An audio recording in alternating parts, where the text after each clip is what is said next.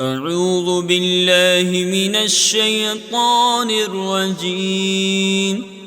بسم الله الرحمن الرحيم. سيقول السفهاء من الناس ما ولاهم عن قبلتهم التي كانوا عليها قل لله المشرق والمغرب يهدي من يشاء إلى صراط مستقيم. وكذلك جعلناكم أمة وسطا لتكونوا شهداء على الناس ويكون الرسول عليكم شهيدا. وما جعلنا القبلة التي كنت عليها إلا لنعلم من يتبع الرسول ممن ينقلب على عقبيه وإن كانت لكبيرة إلا على الذين هدى الله وما كان الله ليضيع إيمانكم إن الله بالناس لرءوف رحيم. قد نرى تقلب وجهك في السماء فلنولينك قبلة ترضاها فول وجهك شطر المسجد الحرام وحيث ما كنتم فولوا وجوهكم شطره وإن الذين أوتوا الكتاب ليعلمون أنه الحق من ربهم وما الله بغافل عما يعملون.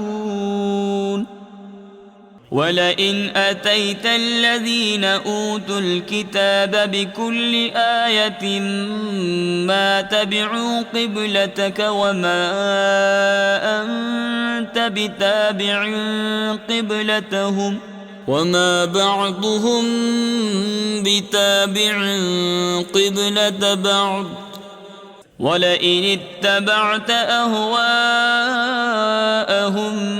من بعد ما جاءك من العلم إنك إذا لمن الظالمين. الذين آتيناهم الكتاب يعرفونه كما يعرفون أبناءهم وإن فريقا منهم ليكتمون الحق وهم يعلمون. الحق من ربك فلا تكونن من الممترين. ولكل وجهة هو موليها فاستبقوا الخيرات أينما تكونوا يأت بكم الله جميعا إن الله على كل شيء قدير. ومن حيث خرجت فول وجهك شطر المسجد الحرام وإنه للحق من ربك وما الله بغافل عما تعملون. ومن حيث خرجت فول وجهك شطر المسجد الحرام وحيث ما كنتم فولوا وجوهكم شطره لئلا يكون للناس عليكم حجة إلا الذين ظلموا منهم فلا تخشوهم واخشوني ولأتم نعمتي عليكم ولعلكم تهتدون. كما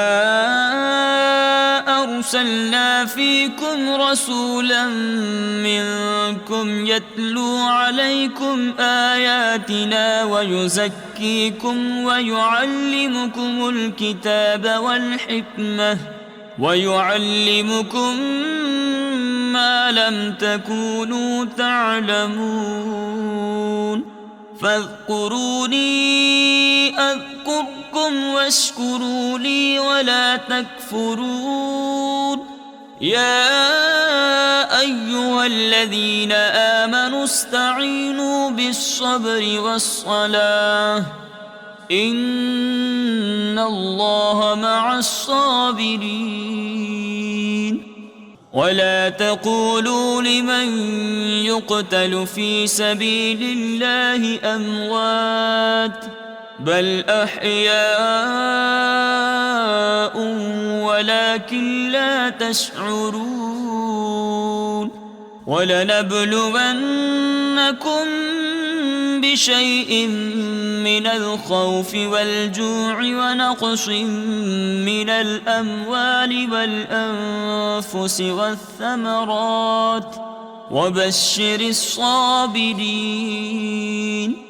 الذين إذا أصابتهم مصيبة قالوا إنا لله وإنا إليه راجعون أولئك عليهم صلوات من ربهم ورحمة وأولئك هم المهتدون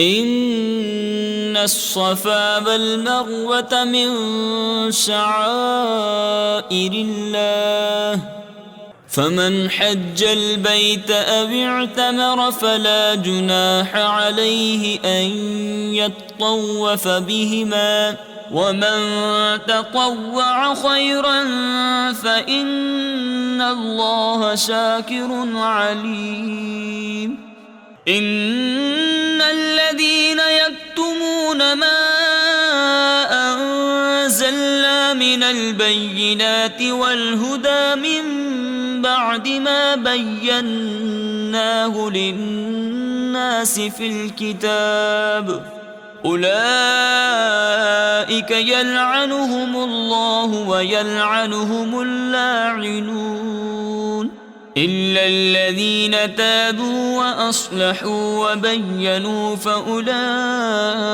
أتوب عليهم وأنا التواب الرحيم إن الذين كفروا وماتوا وهم كفار أولئك عليهم لعنة الله والملائكة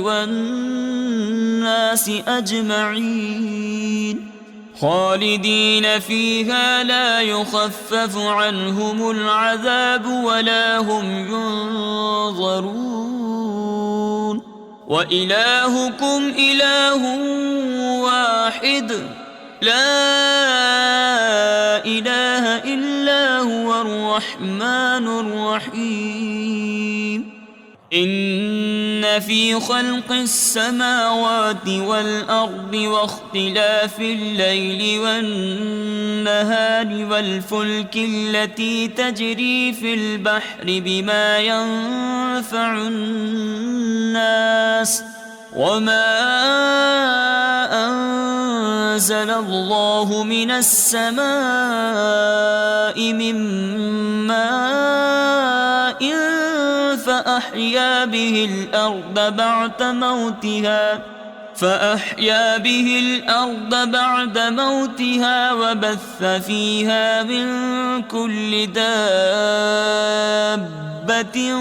وتصريف الرياح والسحاب المسخر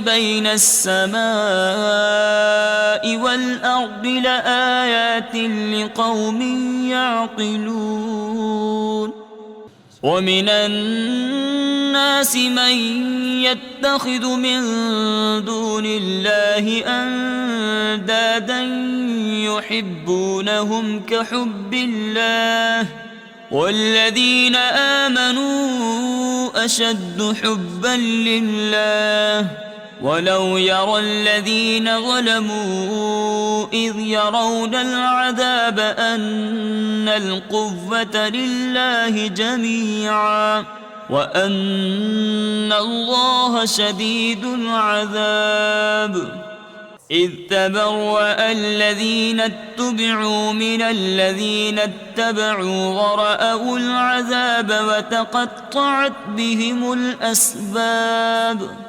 وقال الذين اتبعوا لو أن لنا كروة فنتبرأ منهم كما تبرؤوا منا كذلك يريهم الله أعمالهم حسرات عليهم وما هم بخارجين من النار يا أيها الناس كلوا مما في الأرض حلالا طيبا ولا تتبعوا خطوات الشيطان إنه لكم عدو مبين إنما يأمركم بالسوء والفحشاء وأن تقولوا على الله ما لا تعلمون وإذا قيل لهم اتبعوا ما أنزل الله قالوا بل نتبع ما ألفينا عليه آباءنا أولو كان آباؤهم لا يعقلون شيئا ولا يهتدون ومثل الذين كفروا كمثل الذي ينعق بما لا يسمع إلا دعاء ونداء صم بكم عمي فهم لا يعقلون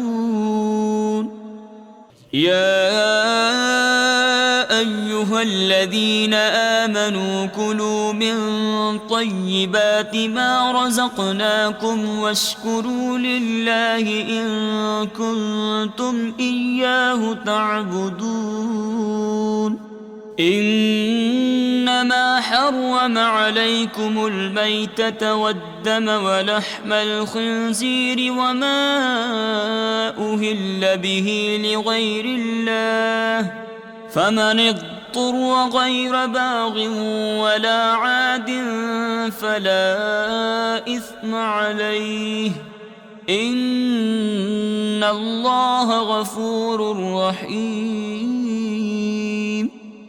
إن الذين يكتمون ما أنزل الله من الكتاب ويشترون به ثمنا قليلا أولئك ما يأكلون في بطونهم إلا النار ولا يكلمهم الله يوم القيامة ولا يزكيهم ولهم عذاب أليم أولئك الذين اشتروا الضلالة بالهدى والعذاب بالمغفرة فما أصبرهم على النار ذلك بأن الله نزل الكتاب بالحق وإن الذين اختلفوا في الكتاب لفي شقاق بعيد ليس البر أن تولوا وجوهكم قبل المشرق والمغرب ولكن البر من آمن بالله واليوم الآخر والملائكة والكتاب والنبيين وآتى المال على حبه ذوي القربى واليتامى والمساكين وابن السبيل والسائلين وفي الرقاب وأقام الصلاة وآتى الزكاة والموفون بعهدهم إذا عاهدوا والصابرين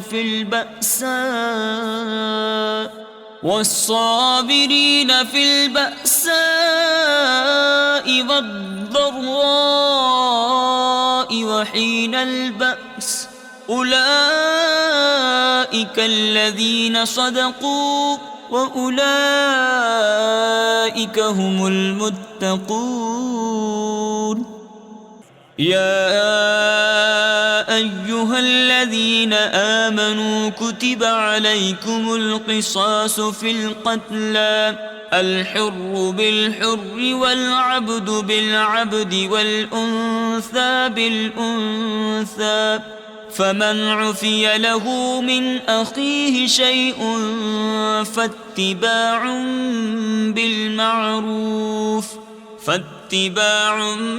بالمعروف وأداء إليه بإحسان ذلك تخفيف من ربكم ورحمة فمن اعتدى بعد ذلك فله عذاب أليم. ولكم في القصاص حياة يا أولي الألباب لعلكم تتقون. كتب عليكم إذا حضر أحدكم الموت إن ترك خيرا الوصية للوالدين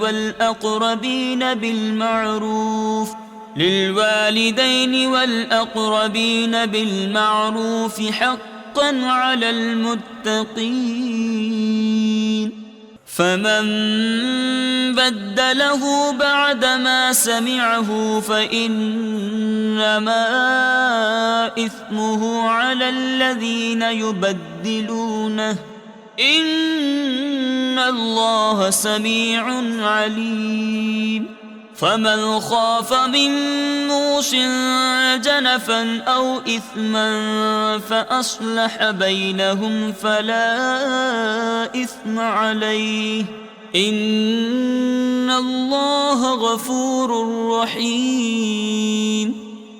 يا أيها الذين آمنوا كتب عليكم الصيام كما كتب على الذين من قبلكم لعلكم تتقون. أياما معدودات فمن كان منكم مريضا أو على سفر فعدة من أيام أخر وعلى الذين يطيقونه فدية طعام مسكين فمن تطوع خيرا فهو خير له وأن تصوموا خير لكم إن كنتم تعلمون. شهر رمضان الذي أنزل فيه القرآن هدى للناس وبينات من الهدى والفرقان فمن شهد منكم الشهر فليصمه ومن كان مريدا أو على سفر فعدة من أيام أخر يريد الله بكم اليسر ولا يريد بكم العسر ولتكملوا العدة ولتكبروا الله على ما هداكم ولعلكم تشكرون. وإذا سألك عبادي عني فإني قريب أجيب دعوة الداع إذا دعان فليستجيبوا لي وليؤمنوا بي لعلهم يرشدون. أحل لكم ليلة الصيام الرفث إلى نسائكم هن لباس لكم وأنتم لباس لهن علم الله أنكم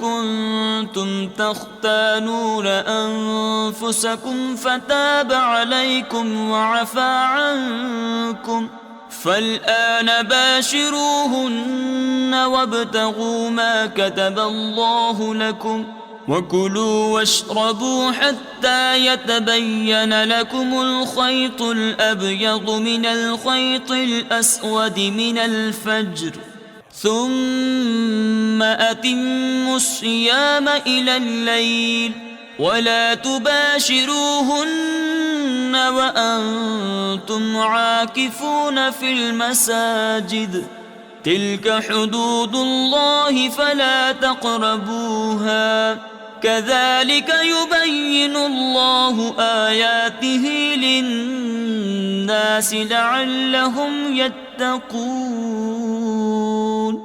ولا تأكلوا أموالكم بينكم بالباطل وتدلوا بها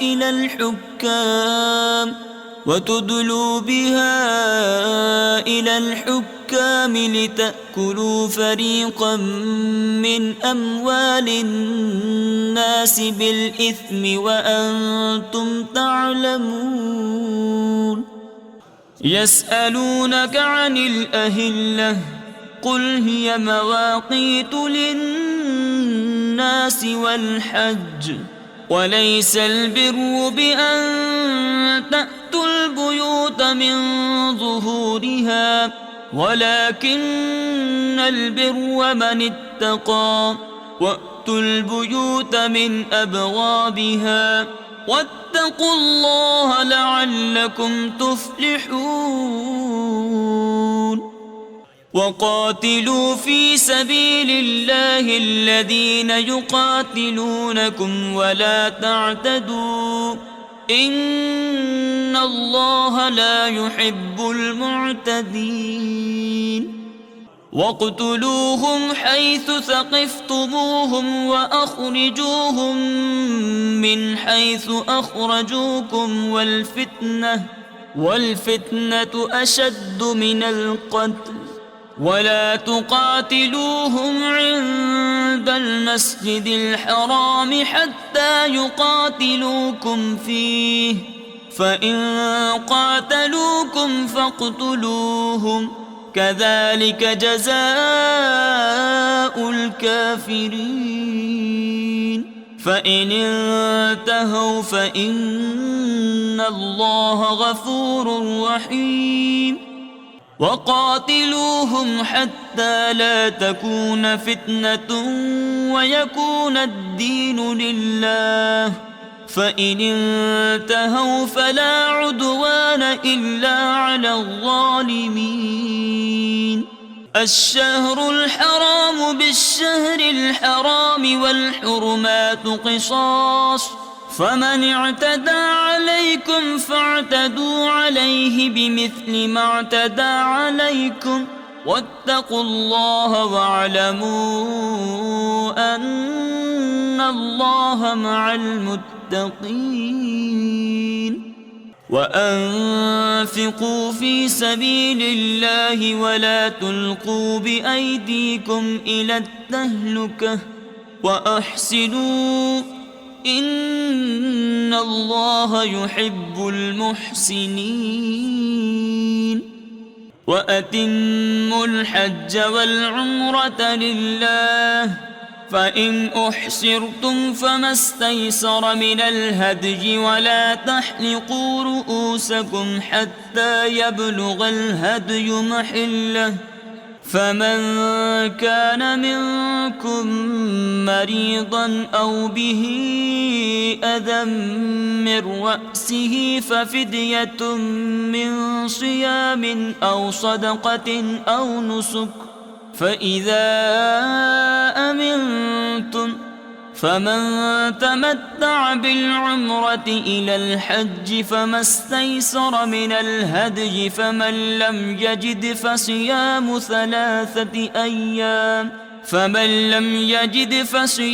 ثلاثة أيام في الحج وسبعة إذا رجعتم تلك 10 كاملة ذلك لمن لم يكن أهله حاضر المسجد الحرام واتقوا الله واعلموا أن الله شديد العقاب.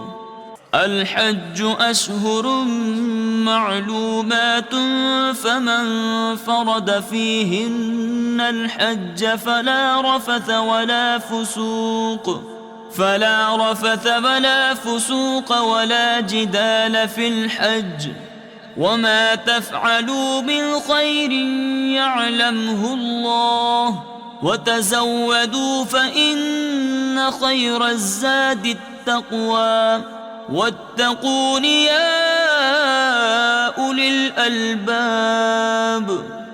ليس عليكم جناح أن تبتغوا فضلا من ربكم فإذا أفضتم من عرفات فاذكروا الله عند المشعر الحرام واذكروه كما هداكم وإن كنتم من قبله لمن الضالين.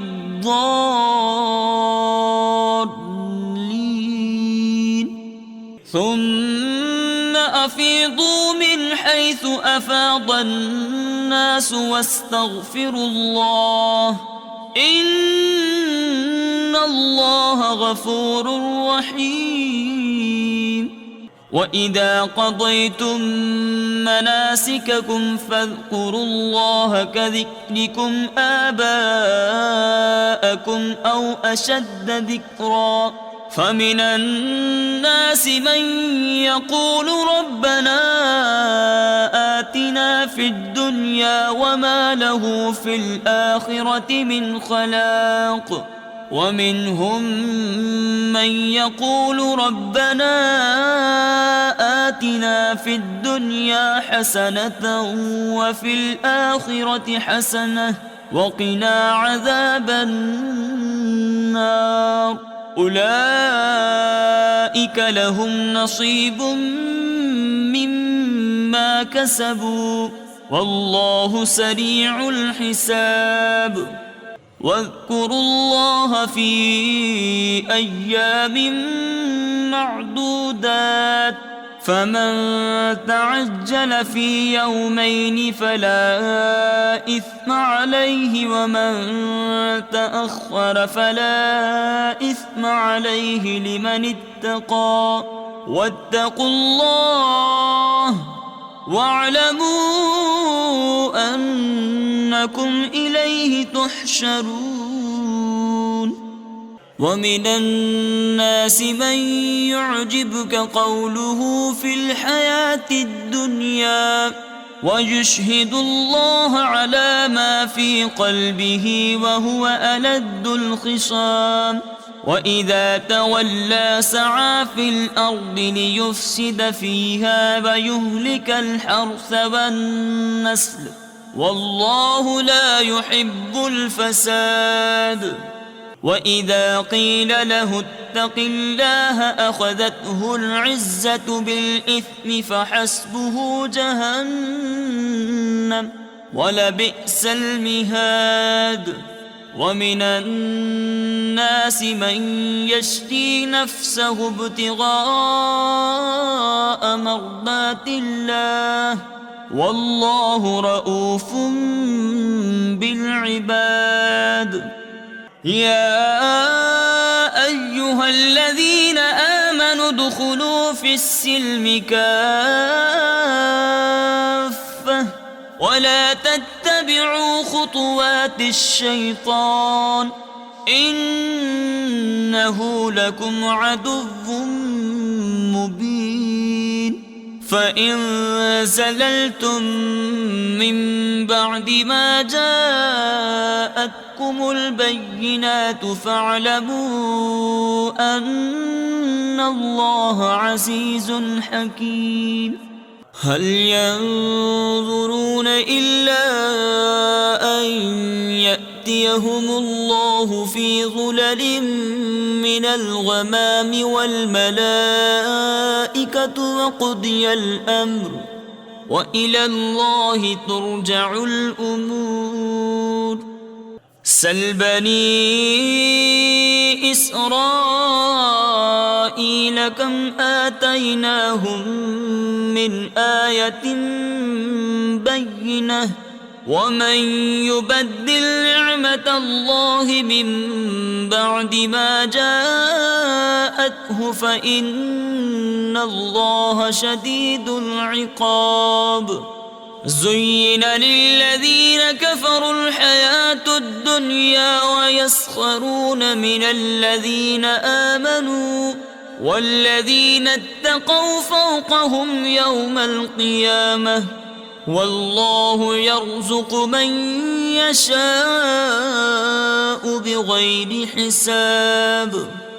كان الناس أمة واحدة فبعث الله النبيين مبشرين ومنذرين وأنزل معهم الكتاب بالحق ليحكم بين الناس فيما اختلفوا فيه وما اختلف فيه إلا الذين أوتوه من بعد ما جاءتهم البينات بغيا بينهم فهدى الله الذين آمنوا لما اختلفوا فيه من الحق بإذنه والله يهدي من يشاء إلى صراط مستقيم. أم حسبتم أن تدخلوا الجنة ولما يأتكم مثل الذين خلوا من قبلكم مستهم البأساء والضراء وزلزلوا حتى يقول الرسول والذين آمنوا معه متى نصر الله ألا إن نصر الله قريب. يسألونك ماذا ينفقون قل ما أنفقتم من خير فللوالدين والأقربين واليتامى والمساكين وابن السبيل وما تفعلوا من خير فإن الله به عليم. كتب عليكم القتال وهو كره لكم وعسى أن تكرهوا شيئا وهو خير لكم وعسى أن تحبوا شيئا وهو شر لكم والله يعلم وأنتم لا تعلمون. يسألونك عن الشهر الحرام قتال فيه قل قتال فيه كبير وصد عن سبيل الله وكفر به والمسجد الحرام وإخراج أهله منه أكبر عند الله، والفتنة أكبر من القتل. ولا يزالون يقاتلونكم حتى يردوكم عن دينكم إن استطاعوا، ومن يرتد منكم عن دينه فيمت وهو كافر فأولئك حبطت أعمالهم في الدنيا والآخرة، وأولئك أصحاب النار هم فيها خالدون. إن الذين آمنوا والذين هاجروا وجاهدوا في سبيل الله أولئك يرجون رحمة الله، والله غفور رحيم. يسألونك عن الخمر والميسر قل فيهما إثم كبير ومنافع للناس، وإثمهما أكبر من نفعهما، ويسألونك ماذا ينفقون قل العفو كذلك يبين الله لكم الآيات لعلكم تتفكرون في الدنيا والآخرة. ويسألونك عن اليتامى قل إصلاح لهم خير، وإن تخالطوهم فإخوانكم، والله يعلم المفسد من المصلح، ولو شاء الله لأعنتكم إن الله عزيز حكيم. ولا تنكحوا المشركات حتى يؤمن، ولأمة مؤمنة خير من مشركة ولو أعجبتكم، ولا تنكحوا المشركين حتى يؤمنوا، ولعبد مؤمن خير من مشرك ولو أعجبكم، أولئك يدعون إلى النار والله يدعو إلى الجنة والمغفرة بإذنه، ويبين آياته للناس لعلهم يتذكرون. ويسألونك عن المحيض قل هو أذى فاعتزلوا النساء في المحيض ولا تقربوهن حتى يطهرن، فإذا تطهرن فأتوهن من حيث أمركم الله إن الله يحب التوابين ويحب المتطهرين. نساؤكم حرث لكم فأتوا حرثكم أنى شئتم، وقدموا لأنفسكم واتقوا الله واعلموا أنكم ملاقوه، وبشر المؤمنين. ولا تجعلوا الله عرضة لأيمانكم أن تبروا وتتقوا وتصلحوا بين الناس والله سميع عليم. لا يؤاخذكم الله باللغو في أيمانكم ولكن يؤاخذكم بما كسبت قلوبكم والله غفور حليم. للذين يؤلون من نسائهم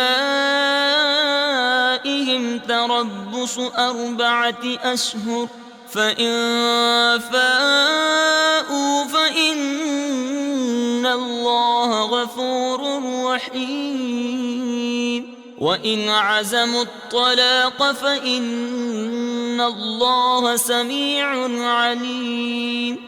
والمطلقات يتربصن بأنفسهن 3 قروء، ولا يحل لهن أن يكتمن ما خلق الله في أرحامهن إن كن يؤمن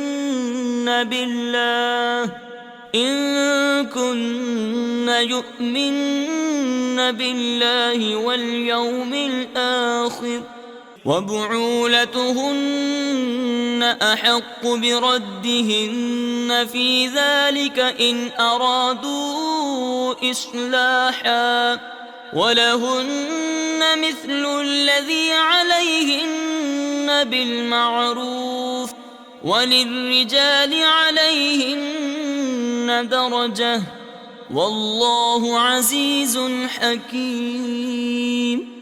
الطلاق 2، فإمساك بمعروف أو تسريح بإحسان، ولا يحل لكم أن تأخذوا مما آتيتموهن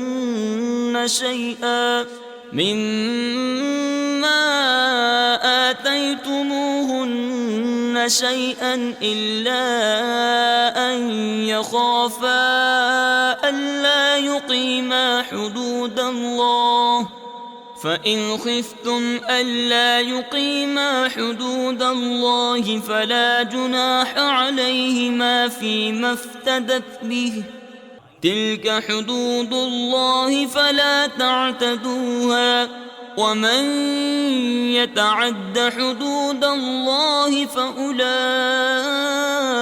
هم الظالمون.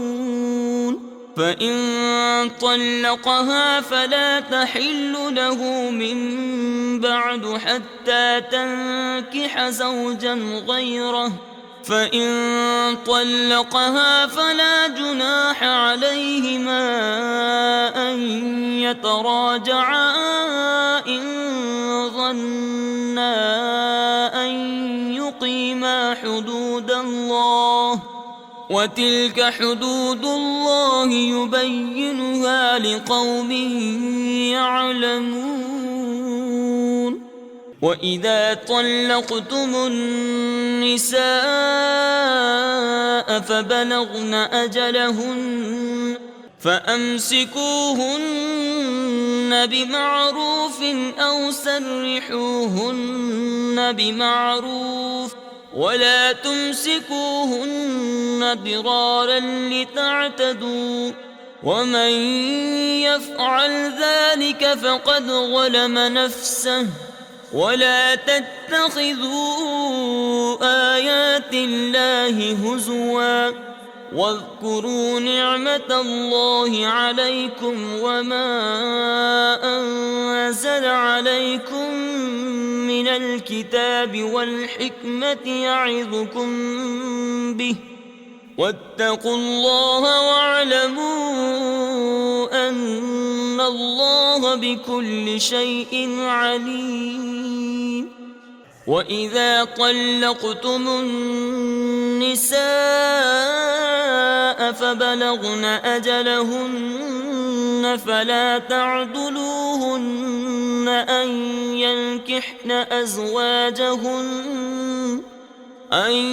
ينكحن أزواجهن إذا تراضوا بينهم بالمعروف، ذلك يوعظ به من كان منكم يؤمن بالله واليوم الآخر، ذلكم أزكى لكم وأطهر، والله يعلم وأنتم لا تعلمون. والوالدات يرضعن أولادهن حولين كاملين لمن أراد أن يتم الرضاعة، وعلى المولود له رزقهن وكسوتهن بالمعروف، لا تكلف نفس إلا وسعها، لا تضار والدة بولدها ولا مولود له بولده، وعلى الوارث مثل ذلك، فإن أرادا فصالا عن تراض منهما وتشاور فلا جناح عليهما. وإن أردتم أن تسترضعوا أولادكم فلا جناح عليكم إذا سلمتم ما آتيتم بالمعروف، واتقوا الله واعلموا أن الله بما تعملون بصير. والذين يتوفون منكم ويذرون أزواجا يتربصن بأنفسهن 4 أشهر وعشرا، فإذا بلغن أجلهن فلا جناح عليكم فيما فعلن في أنفسهن بالمعروف، والله بما تعملون خبير. ولا جناح عليكم فيما عرضتم به من خطبة النساء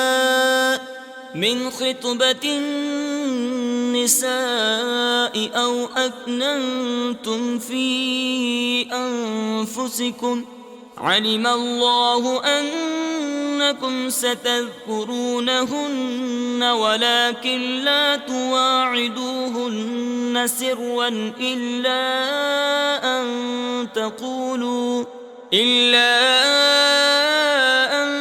تقولوا قولا معروفا، ولا تعزموا عقدة النكاح حتى يبلغ الكتاب أجله، واعلموا أن الله يعلم ما في أنفسكم فاحذروه، واعلموا أن الله غفور حليم.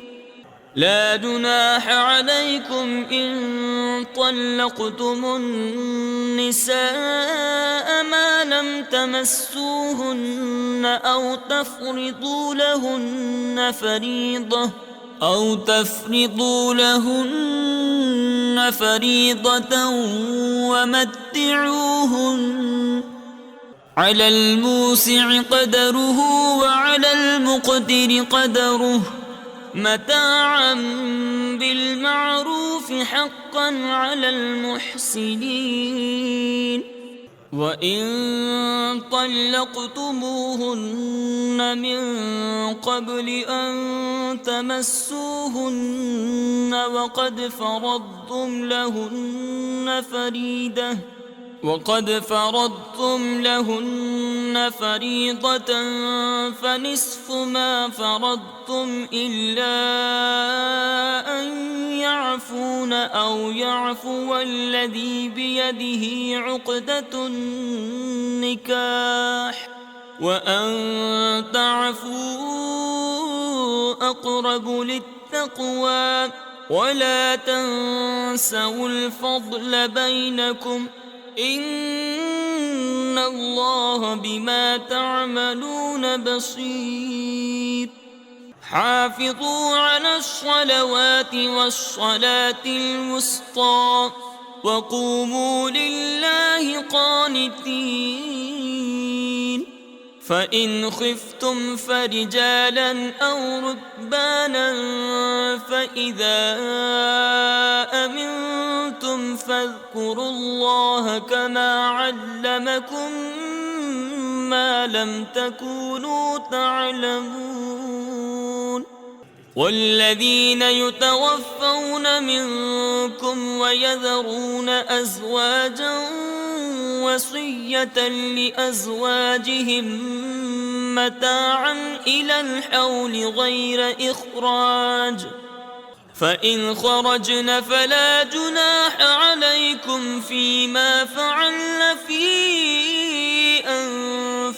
أنفسهن من معروف، والله عزيز حكيم. وللمطلقات متاع بالمعروف حقا على المتقين، كذلك يبين الله لكم آياته لعلكم تعقلون. ألم تر إلى الذين خرجوا من ديارهم وهم ألوف حذر الموت فقال لهم الله موتوا ثم أحياهم إن الله لذو فضل على الناس ولكن أكثر الناس لا يشكرون. وقاتلوا في سبيل الله واعلموا أن الله سميع عليم. من ذا الذي يقرض الله قرضا حسنا فيضاعفه له أضعافا كثيرة والله يقبض ويبسط وإليه ترجعون. ألم تر إلى الملأ من بني إسرائيل من بعد موسى إذ قالوا لنبي لهم ابعث لنا ملكا نقاتل في سبيل الله قال هل عسيتم إن كتب عليكم القتال ألا تقاتلوا قالوا وما لنا ألا نقاتل في سبيل الله وقد أخرجنا من ديارنا وأبنائنا فلما كتب عليهم القتال تولوا إلا قليلا منهم والله عليم بالظالمين. وقال لهم نبيهم إن الله قد بعث لكم طالوت ملكا قالوا أنى يكون له الملك علينا ونحن أحق بالملك منه ولم يؤت سعة من المال قال إن الله اصطفاه عليكم وزاده بسطة في العلم والجسم والله يؤتي ملكه من يشاء والله واسع عليم. وقال لهم نبيهم إن آية ملكه أن يأتيكم التابوت فيه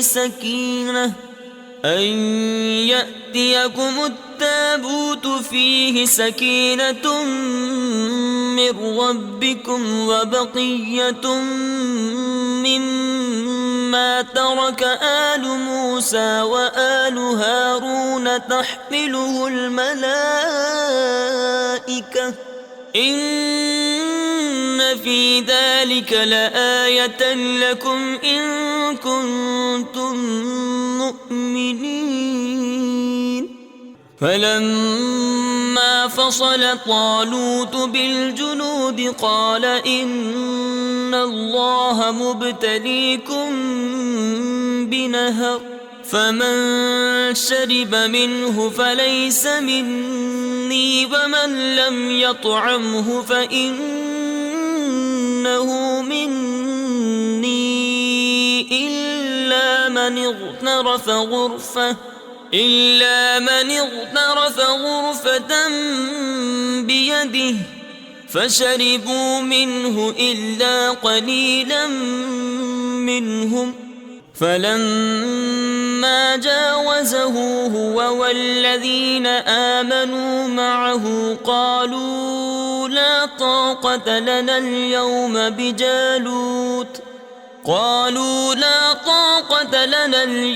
بجالوت وجنوده قال الذين يظنون أنهم ملاقو الله كم من فئة قليلة غلبت فئة كثيرة بإذن الله والله مع الصابرين. ولما برزوا لجالوت وجنوده قالوا ربنا أفرغ علينا صبرا وثبت أقدامنا وانصرنا على القوم الكافرين فهزموهم بإذن الله وقتل داود جالوت وآتاه الله الملك والحكمة وعلمه مما يشاء ولولا دفع الله الناس بعضهم ببعض لفسدت الأرض ولكن الله ذو فضل على العالمين. تلك آيات الله نتلوها عليك بالحق وإنك لمن المرسلين. صدق الله العظيم.